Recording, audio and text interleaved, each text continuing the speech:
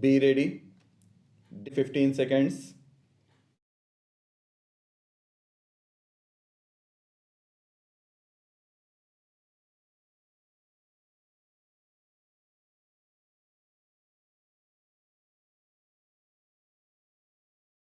Madam, I do not have animosity towards that language, and I do not have any hatred towards that language. I have got great respect for the Hindi speaking people and for the Hindi language, but I will not give it more love and more respect that I would give to my language. I love my own language and my own mother tongue more than anything else. That is the point we are stressing. Is it not a fact that these people get more advantages because of this? In the year 1950, it was said that Hindi would be the official language of India and English also would continue. Then in 1965, because of the agitation in the south, they extended it for another 10 years. And now they say that Hindi would be the sole official language. If at all a person is to be considered really an Indian, he should tolerate the Hindi imposition and he must read and write in that language. That is what it comes to. Then, madam, they say that Hindi is spoken by a majority of the people. What is majority or minority here?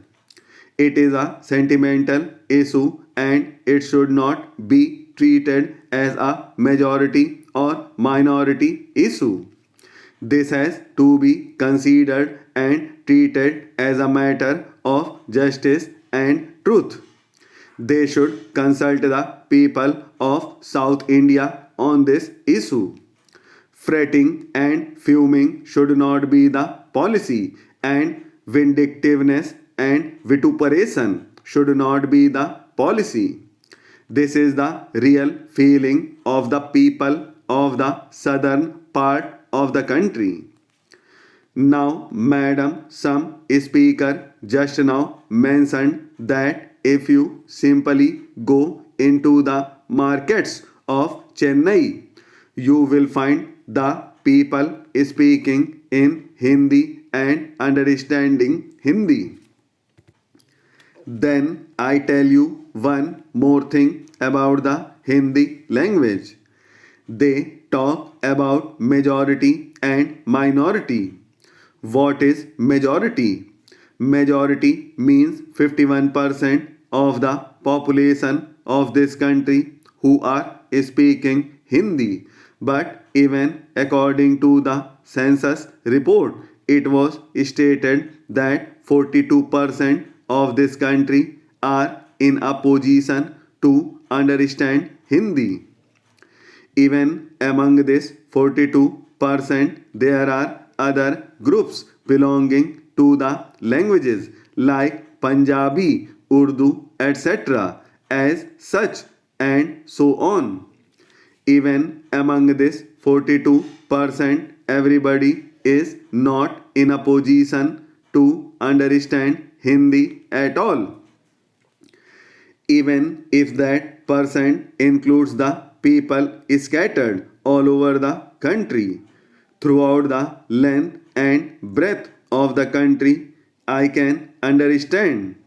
But these people are confined to three or four states only, that is, Rajasthan, Madhya Pradesh, Bihar, and Uttar Pradesh, simply because some people somewhere in the northern part of the country understand this language.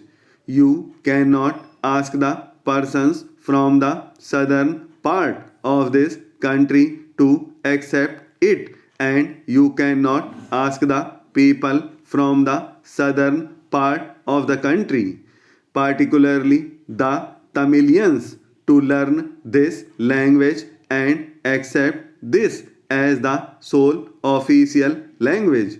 Read this constitutional language and follow this language.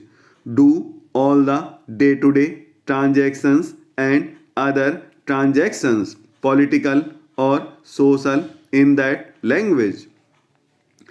I have a very good language, a language which is very ancient. I do not know when it was born. It was born even before the appearance of mud and stone, a language spoken by my forefathers, a language in which our poets have given sermons and written scriptures, a language in which not only sermons and scriptures are available in plenty, but thousands and thousands of literary works and novels are there. But I am not asking that language to be introduced as the sole official language for the whole of this country. If at all anybody has to come forward and ask others to learn a particular language, it is I who should ask them to learn this language.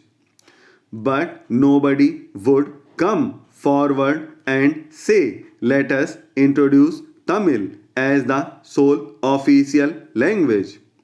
Why don't you think that if you are really an Indian, you should have that important language, which is your language? And if you at all are an Indian, you should accept that important language also. Madam, in our constitution, we have accepted the community called the Anglo-Indian community. We have accepted that community in our constitution, and that Anglo-Indian community is a minority community, and that minority community speaks English and English as its mother tongue. Then is it not the burden duty of the citizens of India to think that English, which is spoken by this community and which community has been accepted in the constitution, is also accepted as one of the official languages? Madam, English is not the mother tongue of the Britishers alone. They had also to import many words from so many sources, and English has become a very wonderful thing, and it has now become a language which is understood by the entire world. It is a language through which we can understand technical know-how. Unfortunately, the proper development of affiliated colleges has not received the attention it deserves. The vast majority of them is in the private sector and is subject to its strengths as well as weaknesses. While some colleges in metropolitan areas are very big, about 45% have an enrollment of less than 500. As higher education is spreading to rural areas, the proportion of such institutions is tending to grow. As in size, they also show a very wide range in quality. Many of these institutions have low standards due to poor facilities and mediocre staff, while some are outstanding institutions which can compare favorably with university departments. Their finances are often unsatisfactory, especially because of the grants in aid systems are generally out of date and often badly administered. The university is responsible for their academic standards, while the state government are responsible for their grants in aid. The dichotomy also adds to their difficulties, especially because the close collaboration needed between the two is sometimes absent. Added to all this, there is often an unhealthy rivalry between university departments and affiliated colleges.